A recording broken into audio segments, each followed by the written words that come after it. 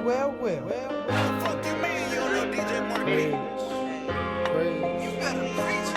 may disagree, but up to me, it's a fact. We're paying running backs, it ain't no fun in that. Yeah, the sermon about to start, so I hope you know your stats. And if Kev get it wrong, then Rashad gon' have his back with the facts. Matter of fact, all we do is say wings. When wings congregation say, hey. We're gonna preach Kev, preach with Rashad. We are prophets in the episode, another sermon. Coming at you from Wildcard Sports here on Wildcard TV. Rashad, we made it to the end, the NFC North, the last division of our Prophet playoff theory. What's going on, man? Yeah, we're here, man. We got college football did week 0 this past weekend. Had a couple of games on. We got the official kickoff this upcoming weekend, and the NFL next weekend. So it's going to be an interesting football season, man. It's about time to get it kicked off. I'm glad it's coming back just because I'm tired of all this BS on TV, stupid Jake Paul and all that crazy mess on TV. I know the other weekend we had the Pacquiao fight. I mean, I think he may come back for one more. I mean, if I'm Pacquiao, I'll try to get me a Conor McGregor fight, get one more money grab, and then get up out of here before I run for president. But I'm sick of all the Jake Paul thing. I mean, I ain't mad they getting money. They getting the money. They're getting the money now. Yeah, I'm just kind of sick of that taking up all the weekend, man. Yeah. To go ahead and get some real action back going. I'm about to say, all the real boxing for the summer got messed up. You know, Spence had to opt out. The Wilder Fury fight got postponed. So all the real boxing UFC stuff kind of got delayed. But we got football back now, so that'll kind of get the weekends and everything back jumping. You know, Thursday night football, Saturday, Sunday, Monday. Yes, sir. I'm so excited. You got really excited right now.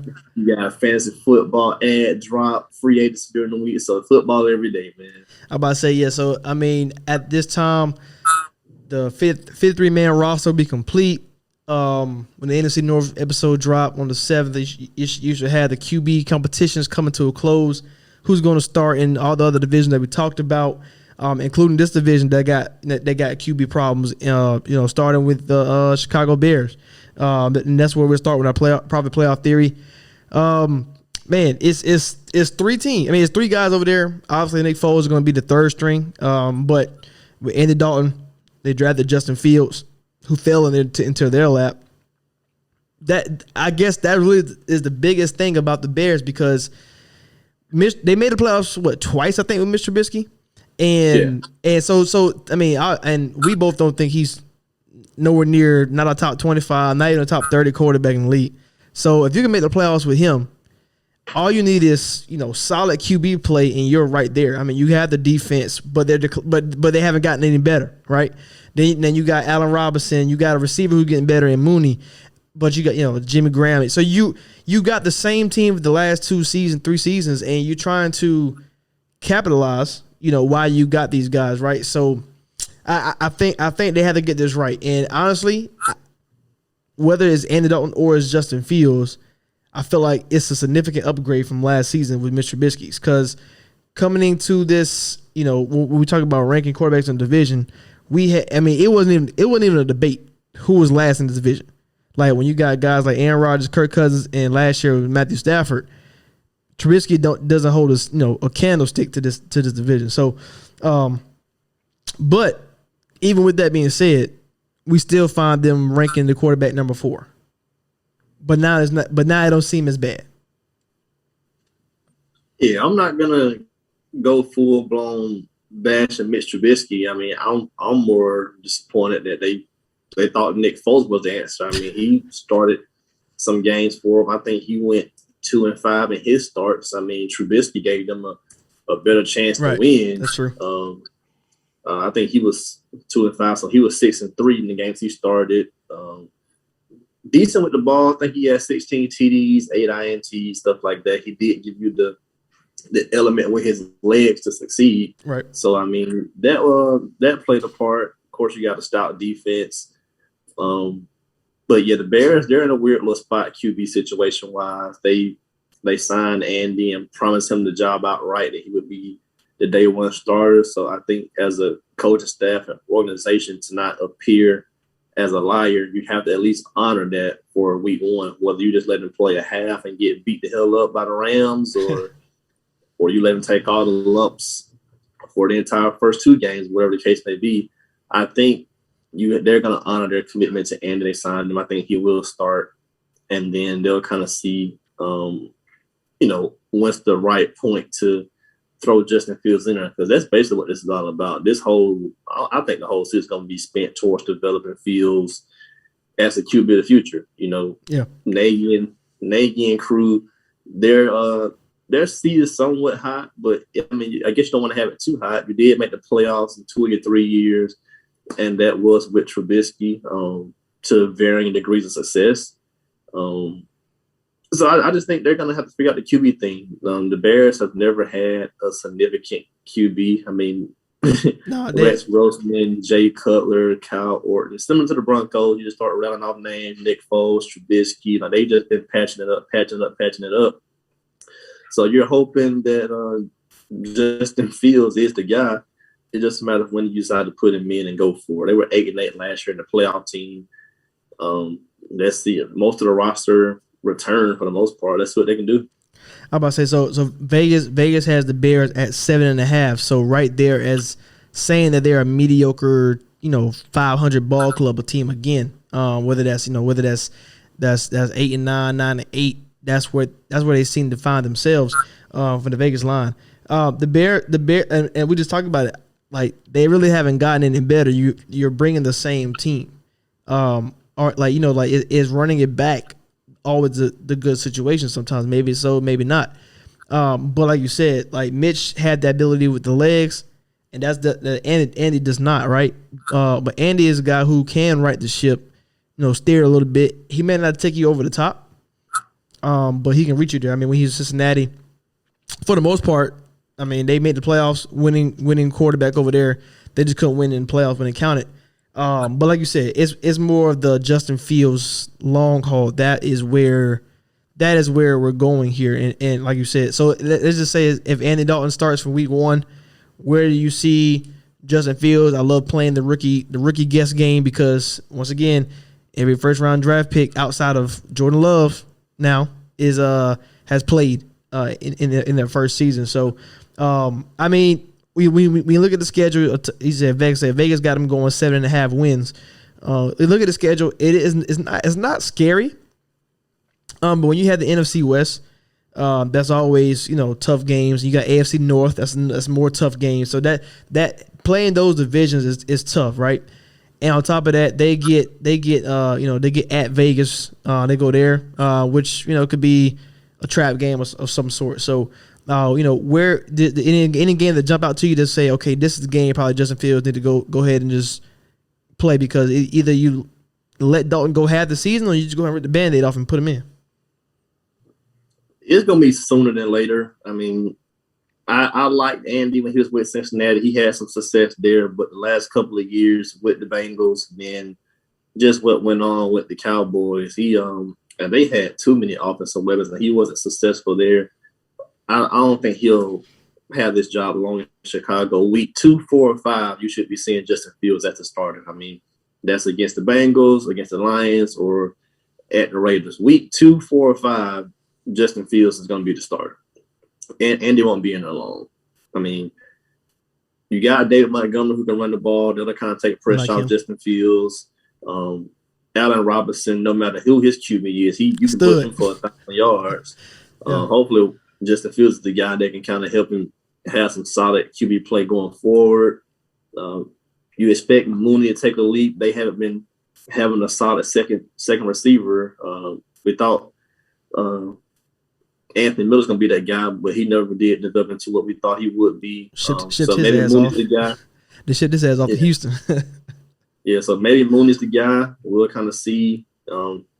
They're solid in most positions. So 500 balls is being forecasted, but I just think with the schedule and some other stuff they're going to have to navigate, I really can't see them clearing that over. Yeah, I'm with you. I'm right at the line, so 7.5. I'm right there at 7. I think they'll just be like I said, just be an average team. And whether they Justin Fields come in and right the ship, or he's going to take the rookie slumps, is one of the two. So I don't want to sound like a hater, but I am not the biggest Justin Fields fan. I That just from what I'm seeing, I just don't know. Maybe because people are saying he's a superstar, or they're upset that he didn't go to number 2 and he didn't go to the Jets. But regardless of that feeling, he's in a great situation. He's in the best situation than any other rookie quarterback, in my opinion, just because you got a ready-made team who's already good, and all you got to do is be solid. You don't have to carry a franchise like Trevor Lawrence have to do. Change the narrative in New York like Zach Wilson got to do. So with that being said, it's like, yeah, you didn't go 2, right? Or you didn't go just 49ers, but you didn't fall into a bad spot. Yeah, I think he has the third best situation. I think Trey Lance and Mac Jones situations are better. The 49ers, their offense is kind of built for Trey Lance. I mean, they had Alex Smith, and they moved on to Colin Kaepernick. Garoppolo's been successful. He just doesn't have that running element. The only thing about Lance is he ain't played competitive football in basically 2 years. So you have to get some timing down. I think Mac Jones' situation is better than Justin Fields too, just because you do know you have steady coaching in Belichick, steady coaching from Josh McDaniels. They spent money in free agency to get Jonnu, Henry, Aguilar. You got Damian Harris. I mean, you just have so many things. You got guys coming back from the COVID opt-out list, solid defense. So I just think those, and plus that division is just way easier to overcome than trying to sneak past Green Bay and Minnesota. So I just think those two are in better situations than Justin Fields right now. But I think his isn't bad, but just not knowing the stable future of Nagy. Will he be back? Will he not be back? When are you going to start, not start? Allen Robinson's on the franchise tag. Will he come back? Will he not come back? They just have too many things going on. All right. I can go with that. That's fine. I can go with that. I definitely forgot Trey Lance 49ers. That's more of a slam dunk than anything. When you're a team that was bad but not bad. So let's move on to the Detroit Lions. I don't even know what to talk about because I mean from top to bottom, it's a mess, right? I mean, you traded your franchise quarterback, probably outside of Barry Sanders, and maybe forgetting some names down the line, but I mean, Barry Sanders, Megatron, he's a top 3 player of Detroit Lions of all time or something like that, and definitely the best quarterback of all time. And now you got Jared Goff. You bringing over the GM is from the Rams, so you would think he's trying to build that Super Bowl team again. Try to see if you can do something with that. I would say the only thing I like about Lions is they're building the right way, which is in the trenches. Like their D line and the offensive line are the best 2 things about them. So if that's what you're going to start from, I can live with that. I can live with if you're going to start over. So, but will the draft picks of Swift, Okuda, who they draft, T.J. Hockenson, will all those first round draft picks mean something? And that's where it has to come in. And can Jared Goff change his narrative of, Stafford, McVay couldn't do what he wanted to do because Goff was so inept. So can Goff change that? So that's really what you have to see coming into this season. Outside of the trenches, I'm not impressed. I'm not impressed with their head coach Dan Campbell at all. So I know obviously you will want to get a guy like Airbnb, but why would he leave Chiefs to go to a shit show? So Dan Campbell, he says crazy things that I'm really not into, and I don't know if players are going to like run through walls for him. I don't know, and maybe I'm just tripping, but outside the trenches, I don't really got nothing to say.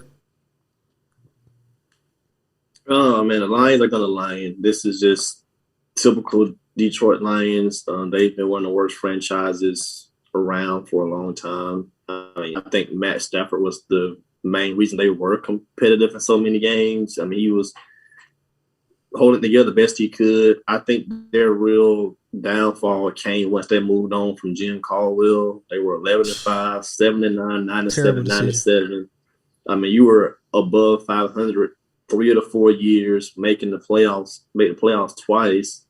And I think you just kind of set the franchise back from, I don't want to say going to the next level, but just from potentially being a steady franchise, you kind of set them back by going to Patricia I mean, you never got past 6 wins, and then you fired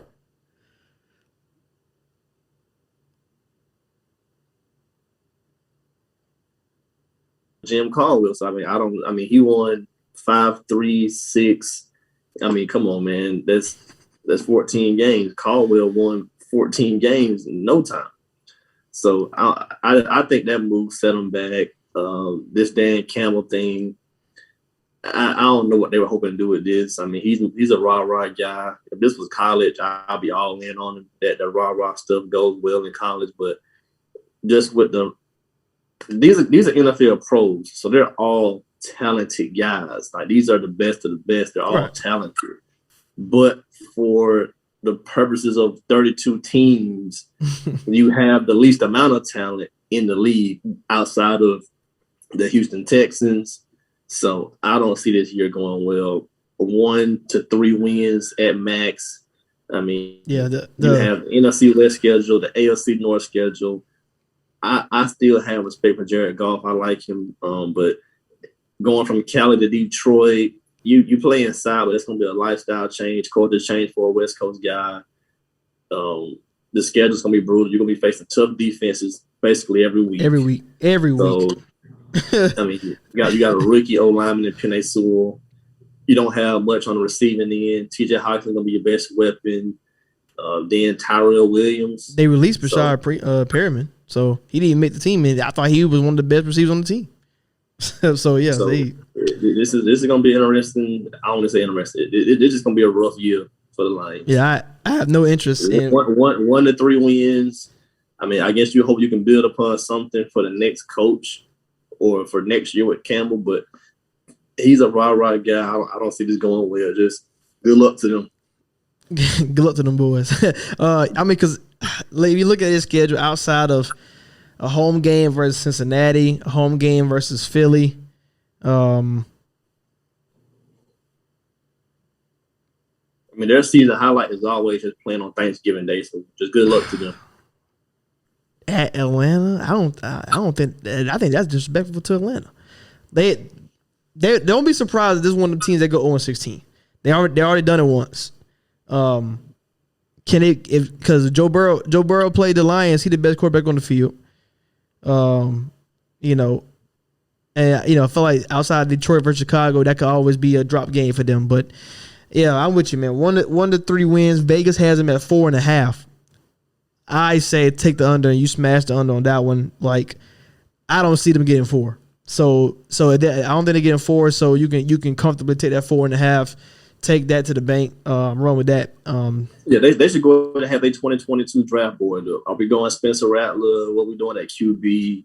Are we going O-line, best defensive player? They should be looking at 2022 draft. Let's just see how these guys in college play, and then start building the board and see what we can do. I was about to say, outside of quarterback, they probably go that Thibodeau guy from Oregon, the pass rusher, or maybe Stingley Jr., because if Akuda don't pan out, you got to try again at corner. I mean, because of the money, Jared Goff may be the answer going forward, but that's going to depend upon how he look this season, because I don't think he's going to be able to look good with what's around him. Yeah. That's just – yeah. I don't want to spend too much time on Lions. Like you said, good luck to them boys, because they're going to need every bit of it. Let's move over to the Green Bay Packers, who won the division last year. Also hold home of the MVP, where we didn't know whether he was going to be on the team or not. It looks like he's staying on the Packers at least for one more season. They didn't pay Devontae Adams yet, but they already broke the number one rule, Rashad. They paid Aaron Jones. They paid a running back after drafting A.J. Dillon in the second round. So I still don't know. I don't know what they're trying to do. Are they trying to is LaFleur trying to build the Tennessee Titans and get a Derrick Henry? He don't want Aaron Jones. I really don't understand what they're trying to do. But they're 26-6. Like I said, one made playoffs 2 years in a row. Great record, and a pretty good roster. I mean, the Smith brothers. You got Jared Alexander, one of the best corners in the game. Darnell Savage, Kenny Clark. Like you got guys. And this Packers team is it's all predicated around one guy, Aaron Rodgers, right? So, still don't understand the Jordan Love pick. I guess we'll figure it out next year when we're talking about this division, as far as how the Packers are looking next year. But it's all about Aaron Rodgers this year. He probably gonna go one last hurrah. They brought in Randall Cobb, which I thought that was a pretty good addition as well. So Packers, man, what you got for them? Their whole off season was centered around will he or will he not. Aaron Rodgers has decided to come back. Yeah. Their last two seasons ended in the NFC title game. I don't know, man. I think some bridges have really been burned. I think LaFleur's a solid coach, but I'm wondering how much trust Aaron Rodgers has in him because he took the ball out of his hands in that game against the Bucs. We know they were obliterated twice by the 49ers. The whole contract fiasco, just the Jordan Love situation, why they drafted him instead of going for immediate improvement, not really adding any help. I mean, the best thing they've done for Aaron Rodgers is just getting back Randall Cobb in the last couple of years, and that's not good. I mean, Randall Cobb is a great dude, been a very, very productive receiver, but he's on his last legs. I mean, so I don't know how Green Bay can overcome this because we know there's a fracture in between the front office and the locker room, and you have to start to think that the locker room is going to always side with the players because they know these are billionaires and we're millionaires. So you got to think Aaron Rodgers and Devontae out. They're gonna side together. Yeah, Aaron Jones got his money. Great for him as an RB to get your money, but over the long haul, he may end up getting the boot out of there. They just still shows the signs. It's gonna be a committee. RB1. Yeah. So I'm gonna just enjoy this season, man. I'm gonna enjoy watching Green Bay every chance I get because I think this is the last time we'll see Aaron Rodgers in the green and yellow. Yeah. His last time going to Lambeau Field. There's no way he comes back next year. So I'm gonna just enjoy the show. Hopefully they have a good year. But I just think it's too much turmoil going on between front office and roster. Of course, they're all professionals. I think Aaron will still go out there and play his best ball. Right. Can he repeat his MVP performance? I'm not sure. I mean, I don't think of course, by the calendar, he's getting old, but at the same time, he sat so many years behind Brett Favre that, I mean, it says he's like 15-year pro. But he really like 11. I mean, he didn't play for 3 years because of Brett Favre, and then he was hurt, I think, 2017. He only played about 7-8 games that year. So roughly, he's not even a full 15, 16-year pro. So, of course, I still think he got plenty left in the tank. He's one of the best guys with the ball. I mean, he only has 2 years where he has over 10 interceptions. The last couple of years, he's been 5'4", 2'6". I mean, this dude interception numbers are low. He's great with the ball. I think he has some of the best all-time stats. Yeah. For anybody. I mean, you got over 400 touchdown passes and don't even have 100 INTs yet. And if he continue on the same trend he's on, he'll probably hit 440 to 450 this year and still won't have 100 INTs because he only throws 5 to 7 a year. See, and that's the thing. Like, so we both can agree Brady is the most accomplished, probably, and we would say the GOAT. That's Tom Brady.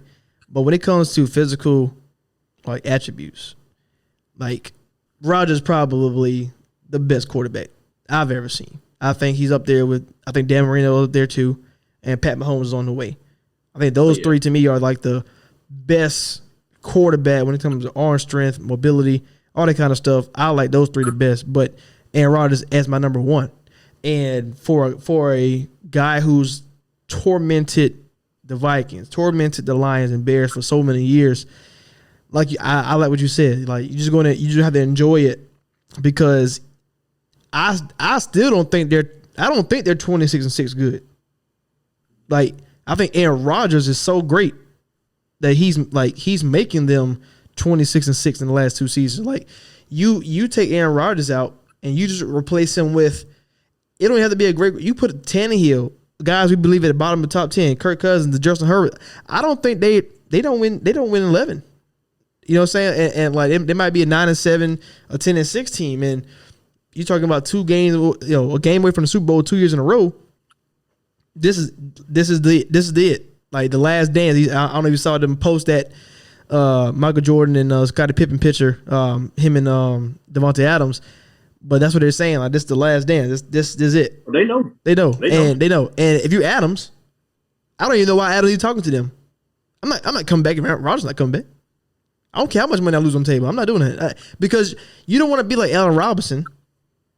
You don't want to be like D-Hop for most of his career. Like I want that quarterback. I want to have my quarterback. I want to choose where I want to go. And so that's the last dance. Enjoy the Green Bay Packers while you can. Aaron Rodgers, number 12, wearing that uniform because this probably is his last season. Vegas had them at 10 wins. We both have them at 10 wins exactly. So this is a void situation. Obviously 13-3 the last 2 seasons. So you probably would lean the over. But like what Rashad said with the bridges that are burned and fractured, should you even mess with it? Probably not, because you never know you never know what's going to be the straw that's going to break the camel's back, and that's why I would avoid the Packers. But 10-7, I still think they're a playoff team. You can never count on Aaron Rodgers. Yeah, I just think they have a couple of games that are tough. They should start off 2-0, Saints, Lions, but their road trip to the 49ers, that's always been a tough one. So I think they may drop that one. The Pittsburgh game, week 4, is going to be interesting. You're going to get Arizona and Kansas City on the road back-to-back weeks. Then you come back home for Seattle. You go to Minnesota, your division rival, and then you come back home for the Rams. Whew. That's a tough stretch right there. And then you got to do it at Baltimore. So a lot of tough games. I mean, Aaron Rodgers is, I think, one of the 5 best QBs ever. He can do great things for his franchise, like you said, by the last 2 years going 13-3. But I think they have a little bit of dip on the win total this year. Yeah, from week 8 to week 16, no gimmies. And I mean, even a defense like going they have Washington. Yeah, Washington right before that. So week 7 to week 16, no gimmies. Coming because Chicago is still always hold a threat, and we never know. We never know when we talked about the QBs earlier. We never know if Dalton and Fields is enough to get him over the hump. So no gimmies. I think Green Bay started off pretty good at New Orleans, Detroit, at Cincinnati. I feel like they'll start off fine. Like you said, they probably gonna get wild. If we see, all right. So let me ask you this: does anything change about your viewpoint on the Packers if they go in week 3 and beat 49ers? Does that change your viewpoint of how good the Packers are going to be this year? No, it won't. Okay, because when you get walks, your ass kicked two years in a row, like it's a domination, and you go in here and make a statement week 3. It's at least it may give them that turn of tide, like we beat these guys, or we can do something. So we'll see. I mean, it's a convincing win, yeah, but just for the most part, not really. I mean, it's still early in the year, so you got to still take it with somewhat of a grain of salt because everybody hasn't gotten rolling yet. Right. What if some COVID things pop up, or you just never know. So it'll depend upon situation. So I wouldn't put too much stock into it if they were to beat the 49ers. Gotcha. So we got Packers 10-7. We both had identical records. Both going 3-2 after the bye. So that'd be pretty impressive when you got Chicago, Baltimore, Cleveland, Minnesota, as four of those 5 games. Let's move into the Minnesota Vikings. My Minnesota Vikings. This is the only setup I got for them is that it's an odd year. When you look into the history since Mike Zimmer been there, 2014 his first year, there was 500 ball club. 16 it was 500. 18 it was 500. And 2020 I think it was 79 last year. So basically around a 500 team. But in those odd years, that's when you had the Diggs miracle. I think they had 10 wins one season where Blair Walsh missed a field goal against Seattle. And then they had the game where they got killed by the Eagles in the interception game. So you got those years in the middle penciled in where they're up, or they right there average around the league. So that's really all you can say, and that's why this year's odd for me. So I lean to more them getting that double-digit win season this year. You bring back a great defense now because last year I think they were top 5 in scoring as far as in the NFC. Top 10 offense, of course, but they were top 5 in scoring, like up there with the Buccaneers, the Packers. But their problem was they were giving up the top 5 in the league points. So they were not good at defense. Kirk Cousins would put up 35 points and they lose by 10. So you can't win that way. So with the addition of Pat Peterson, you bring Danielle Hunter back, Sheldon Richardson, you bring Pierce, who was on the team last year but set up with COVID. You bring him and you bring Thomason. And Everson Griffin just came back. So you got a nasty front four again, a good secondary, and Kendricks, who's one of the best linebackers in the game. So I think I think that's all they're needing is the defense to come now. I feel like the Vikings have been the team where the defense great, the offense stagnant, or vice versa, where the offense great and the defense terrible. If they can ever put it together, that's the only way you can get some magic to happen. You see what happened the Case Keenum year, and that's really all it is to it. If they can both put a top 10 performance on both sides of the ball, this could be one of the best teams in the league.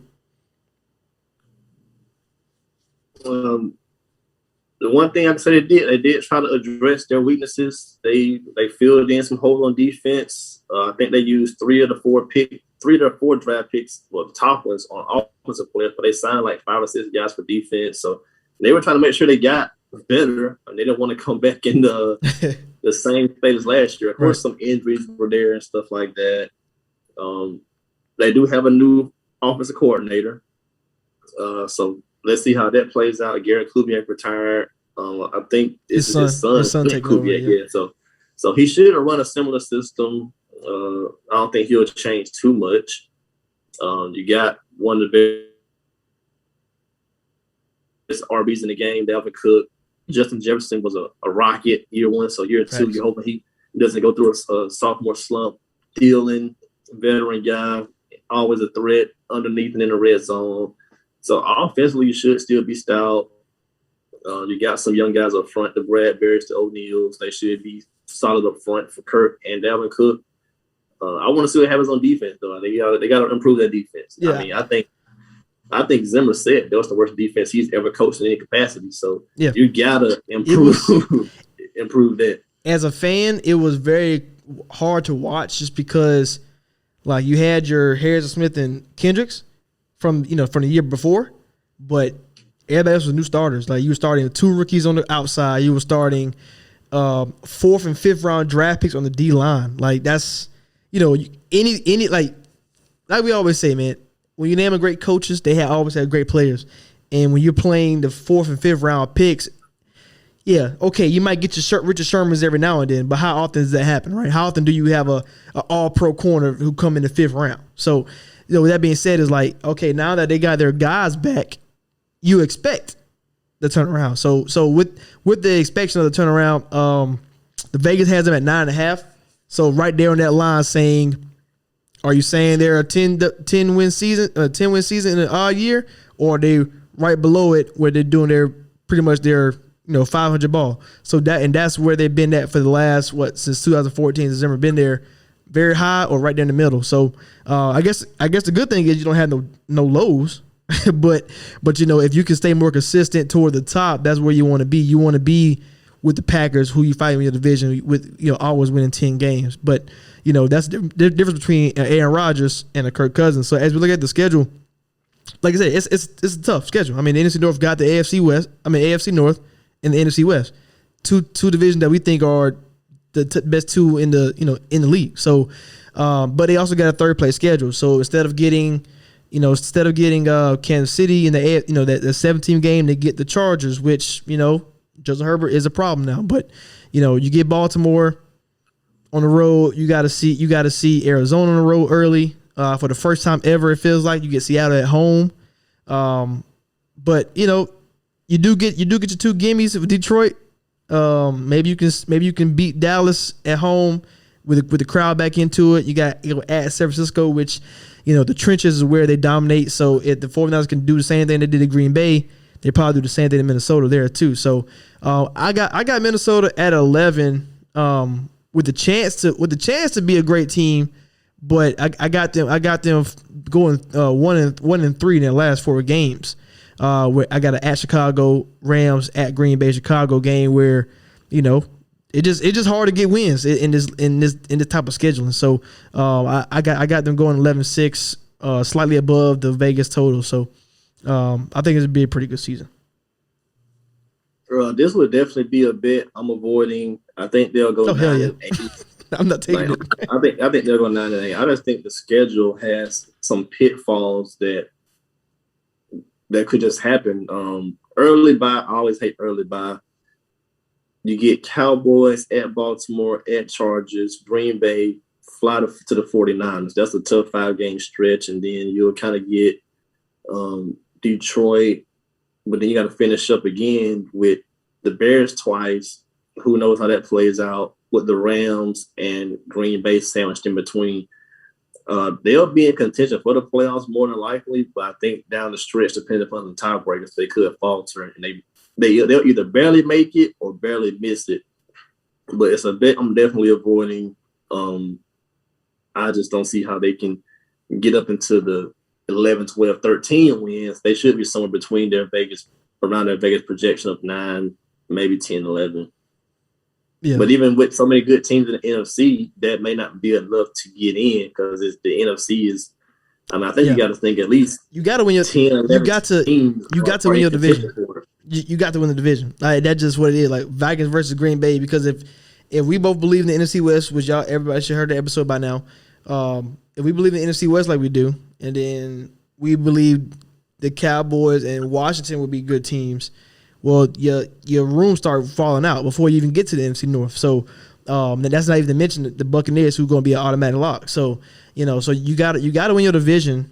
And when it comes down to it, these probably are the two teams that's going to go neck and neck. They got a week 17 game that's going to go down to the wire, and of course Green Bay gets Detroit after that. So that's going to be a dub no matter what. And then Vikings get Bears, where they're going to have to go play and win that game. So. It might come down to that. It might come down to week 17. And if you're gonna pencil in Green Bay and win Detroit, Vikings got to show up, and that may could tip the side of who wins the division. So, that's gonna be. I think that's gonna be a good race. The Rodgers versus Zimmer matchups. Like I love watching those games because it's as a great coach on the defensive side trying to manipulate one of the greatest quarterbacks ever is just like always fun to watch. You love watching Bill Belichick versus Mahomes just to see what kind of things can he throw at somebody like that. So I think that's the same kind of team you got with these two guys, especially when they play twice a year. So that pretty much wraps up the profit playoff theory. So when these next few I guess the rest of the show, we're going to talk about the actual what the theory says is going to happen versus what we think is going to happen, and then we'll see at the end of the season where we at. Last year we was around. I think the theory was 75% correct, predicting the Browns in the playoffs. I think it had. I mean, of course, teams like Cowboys messed up when they did stuff like that. Right. So the Cowboys one messed it up, and they still was one game away with Dak Prescott getting injured. So yeah, those kind of factors did play a part. So I'm gonna stay in the NFC. Here are the 7 teams that the NFC profit playoff theory has predicted to make the playoffs. So here we go.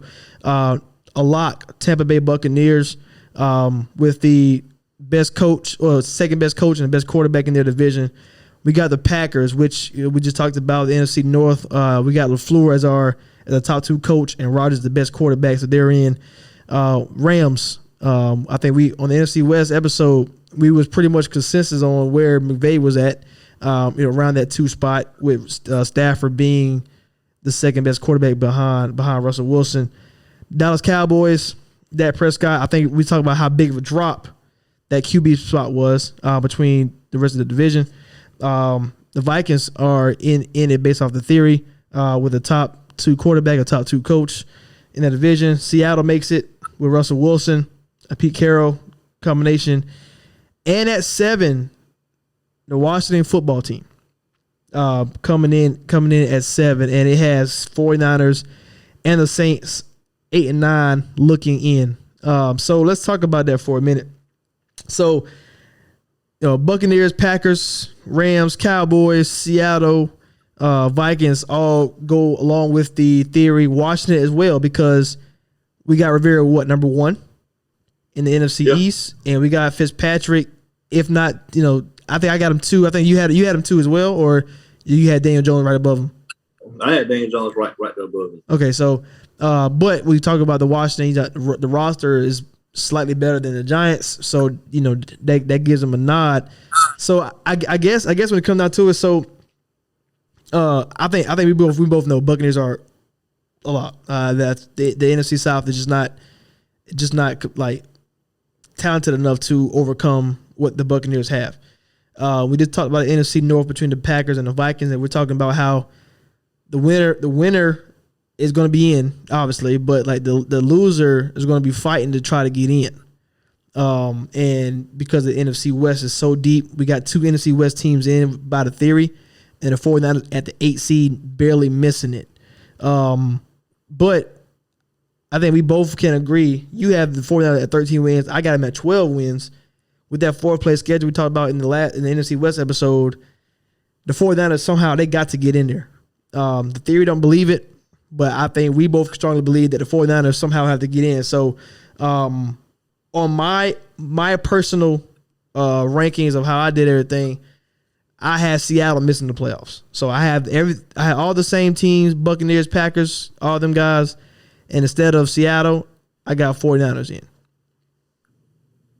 No, I have 6 of the same 7. I have the Bucks in. I have the Rams in. Well, Bucks, NFC South winner. I have the Rams winning the NFC West. Cowboys winning the NFC East. Green Bay winning the NFC North. And then the wild card, I have the 49ers, Seattle, and Washington. Okay, so we got the same top 8. We both had the Saints barely missing it. But I think that'd be. Now I'm trying to say why I have the Saints farther down. I got the Cardinals and Vikings at 8 and 9. I think the Saints are about the 7 win team. So I have so theory has Saints at 9. I'm with you. I have Arizona above the Saints as well. So I think when it comes down to it, that really clears what it says. Kyler Murray versus Jameis Winston / Taysom Hill. I think Sean Payton is going to be. He has to put on a great coaching performance for him to get this team to the playoffs. He has to be Mike Tomlin-esque when it comes down to it. When Big Ben went down that year, you got to find some way to be all defensive, take your shots, and hopefully you're not limited at QB. Whether that's Jameis Winston throwing a lot of picks or is it Taysom Hill not being good enough to make plays. So with that being said, that's probably why we both had Saints so far out. But the theory likes the roster. They like Sean Payton, so that's why they had them above Arizona. Yeah, our combined ratings always average out, and that's how we kind of get to what does individuals say versus to what what the numbers say. So yeah, numbers wise on the averages, that's how it plays out. But of course, when you take into account certain factors of 49ers roster was banged up and hurt last year, they're getting everybody back healthy this year.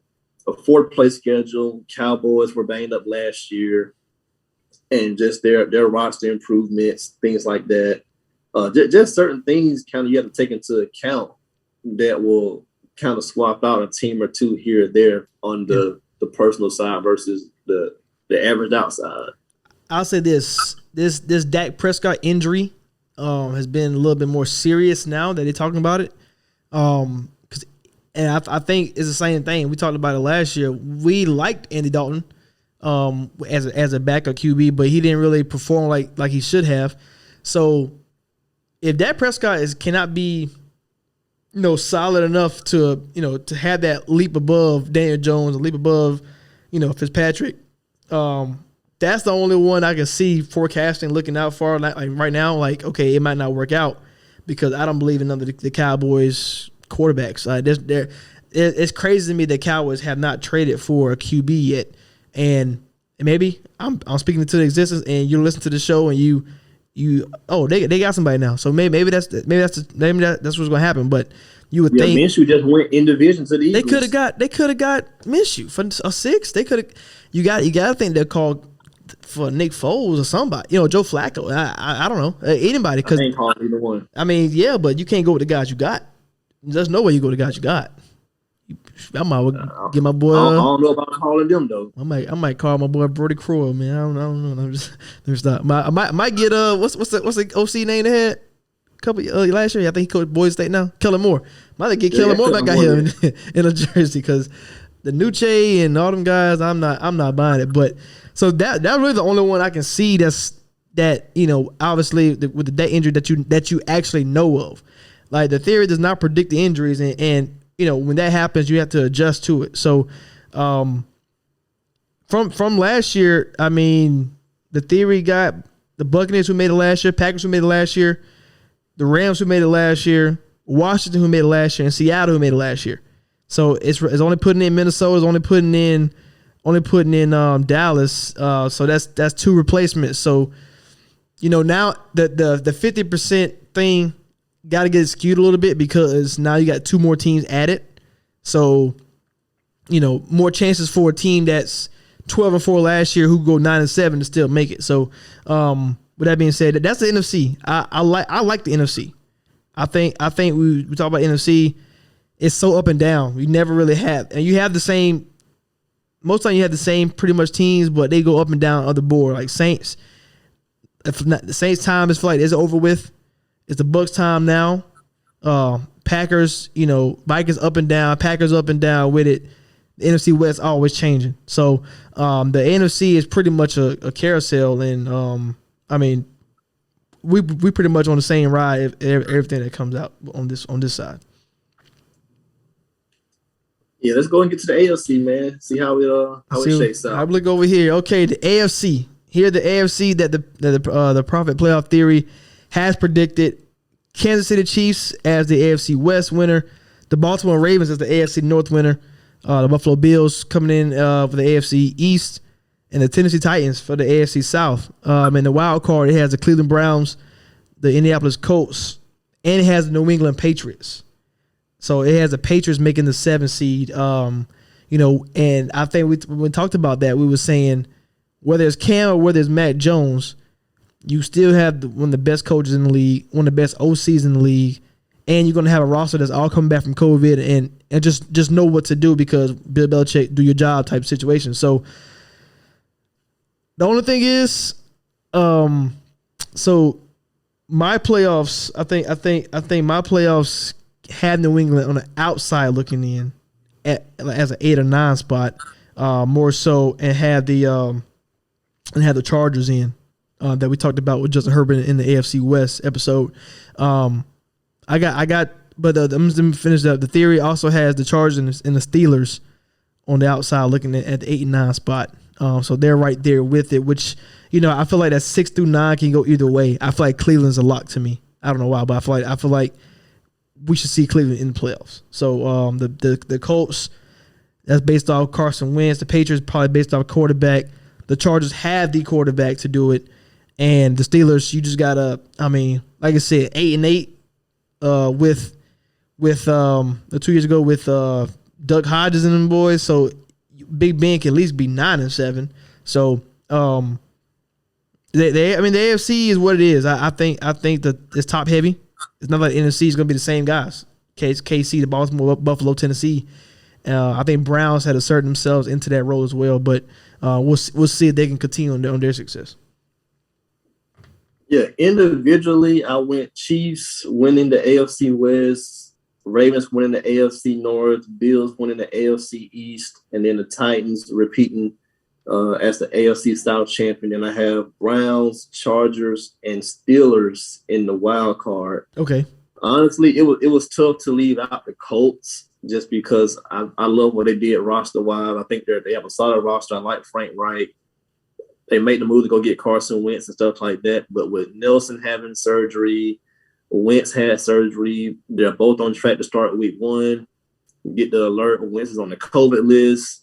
Mm-hmm. So I'm just a little concerned about how the Colts are going to navigate this season, man. So I have them barely on the outside looking in, but it would not surprise me if if they do make it. As everything shakes out, it wouldn't surprise me if they did make it. The Patriots thing, I'm on the fence with that. I have them right there on the edge too, right there with the Colts. Mm. But the thing is, I need a little more certainty of how the QB play is going to shake out. Yeah, because you look at the schedule, you look at that first 7, man, they could go 5-2. Their first 7 is very realistic. They can go 5-2, yep. And there's no way they'll tank it on the back end. Mm-hmm. Because I mean, you get Miami, Jets, Saints, Bucks, Houston, Cowboys, Jets. That's 5-2 worthy if you're playing your best ball, no matter who's the QB. And then you got to think out of 10 more games, you can get 5 more, and that'll have you right there, no matter who the QB is.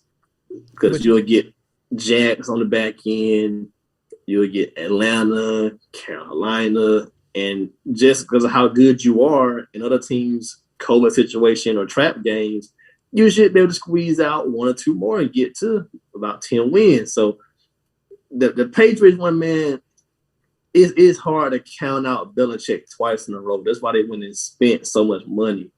So that Patriots one could be a tricky one.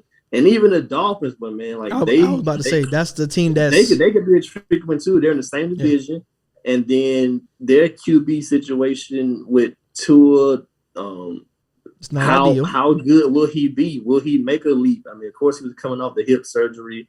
Brian Flores had no problem. Hey, we trying to win these games, pull him, throw Fitzpatrick in. Let's see how it play out. He had no problem doing that. So will Jacoby Brissett be able to do the same thing that Fitzpatrick did, or will Tua just be so good that you don't have to go to your backup? And then you got to still always consider that rumor of the boogeyman, Deshaun Watson out there lingering for trades. I mean, his off the field situation is terrible. If he did those things that he's being accused of, he'll probably never play football again unless it's in the longest yard. So let's just let's see how that plays out. If the Dolphins make that move, I mean, that'll be crazy somewhat, because you're weighing out risk versus reward. You get a franchise QB, but you're getting some all-time crazy charges off the field. Well, he may not ever see the light of day for you on the field. So you got to keep all that in mind, Miami. But yeah, the Colts, Miami, and Patriots are 3 teams I have on the outside looking in. So I on my outside looking in, I actually have Miami in. I have them. So the last game of the season for Week 18 is New England versus Miami. That is the winner that I think makes it in, right? For me, my the only difference I have. Is that Miami? So yeah, I said the only difference I have is I think the top 5 is the same. Chiefs, Bills, Ravens, Titans, Browns. I think that's in. We both got the same thing. Theory got the same thing. I think we can go and lock those 5 in there. But like I said earlier, the 6 through 9 spot is the difference. The theory has Pittsburgh on the outside looking in.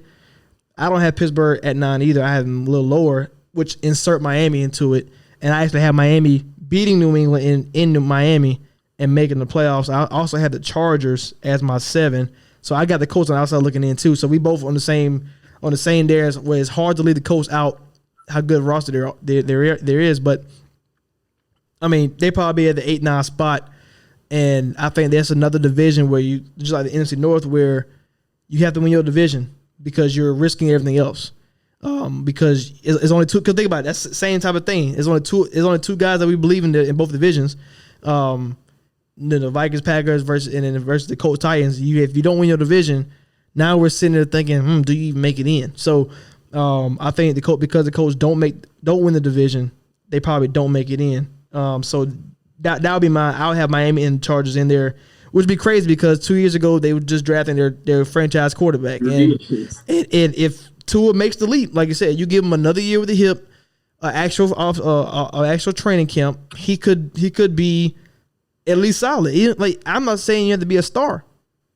Like, because Fitzpatrick wasn't a superstar last year, and the roster is too good for for just plug and play and you be fine. So, I'm interested to see how accurate the theory is going to be.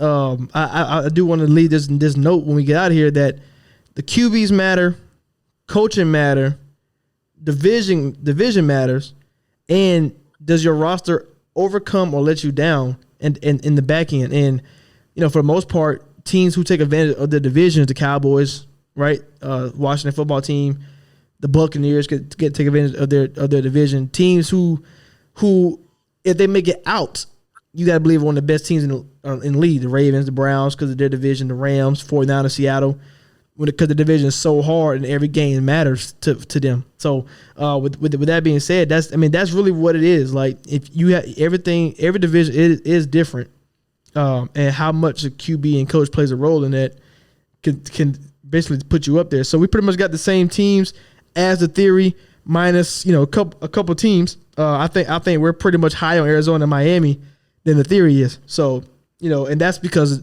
that's three good. Two divisions that got three good teams in already, and then you get them. Yep. So outside the Jets being the worst team out of those two divisions, but it's hard to break through when your division's so stacked. So that's pretty good. I think when we review this, week we're gonna do week 8, week 9, we can come back and review to see how the progress of the playoff teams are going. We'll see if what happened. Yeah, we'll come back around week 9, and then of course week 18 that'll be the end of the season. So we'll see how it all shook out. But yeah, we'll definitely do like a week 9 halfway point update and see if anybody's QB has been benched or did anybody get hurt, and you got to reevaluate the rankings. J.K. Dobbins get well soon, stuff like that. Exactly. Any blockbuster trades, we just got to see how everything shakes out. But for the most part, we really don't change anything. We just kind of update it accordingly. Like, if somebody's QB is playing like the best QB in the division, you gotta move them up accordingly. Yeah. And that can change the whole lot. 49ers, we say they're the fourth best quarterback. Could Jimmy G or Trey Lance ascend? I don't know. It's not like it's not possible, but it's gonna be hard. Yeah. But Justin Herbert came up pretty fast, and now we got the Chargers like on the outside looking in, based on the theory. But I got him in my playoffs, so I got him in the playoffs. So too. I got him winning 12 games. So we both got the Chargers right there. So that's gonna be very interesting. So once again, the probably playoff theory: NFC side, Buccaneers, Packers, Rams, Cowboys, Vikings, Seahawks, and the Washington football team. In the AFC, you got the Chiefs, the Ravens, the Bills, the Tennessee Titans, Cleveland Browns, the Colts, and the Patriots, with the 49ers, Saints, Chargers, and Pittsburgh Steelers on the outside looking in. But hey, I think we're gonna be more right. I think the theory got to put some more respect on Arizona and Miami name. But we'll see how all that plays out. Yeah, we got to see if the individual rankings shake out better, or does what we forecast shake out better. So we got to see. We got to see. So I appreciate everybody for joining the Private Playoff Theory, man. That it was fun doing these shows. Stay tuned to everything on the Wildcard Network at beawildcard.com. Check all that stuff out. And we're gonna take a little break. We're gonna take a little break, Rashad. We got to let some games go, and we'll be back to talk about some more sports. Basketball coming around. It'll be right here before you know it too. So y'all stay tuned to all that. Appreciate Rashad. We out.